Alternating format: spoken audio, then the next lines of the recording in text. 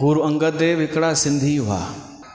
गुरुमुखी लिपीअ जा आविष्कारक गुरु अंगद देव ऐं गुरु नानक जंहिंखे योग्य सम्झो हो पंहिंजी गद्दीअ जे, उहो भाई लहिणो सिंधी हो। भाई लहिणे जे नाले सां ई ख़बर थी पए उहो सिंधी हो। लहिणो अखर कहिड़ी भाषा में हूंदो आहे ॿुधायो? सिंधी भाषा में। सिंधीअ जे अलावा की ॿिए भाषा में इहो अखर मिलंदो आहे छा? पंजाबीअ में कंहिंजो नालो आहे भाई लहिणाराम, त साबित इते ई थो थी वञे भाई लहिणो सिंधी हो। अच्छा, भाई लहिणे जे पीउ जो नालो फेरूमल। ॿुधायो फेरू अखर कंहिं ॿी भाषा में मिलंदो आहे? पंजाब में आहे कोई फेरूमल? सिंधियुनि में आहे न।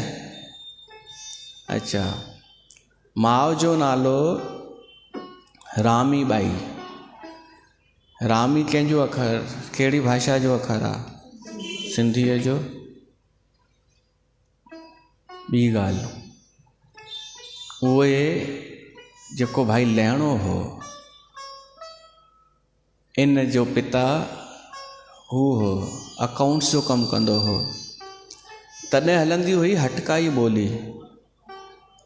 गुरु अंगद देव जेॾी महिल गुरुमुखी लिपि ठाही त उहा लिपि किथां ठाही? हटकाई ॿोली, हटकाई लिपि खणी करे।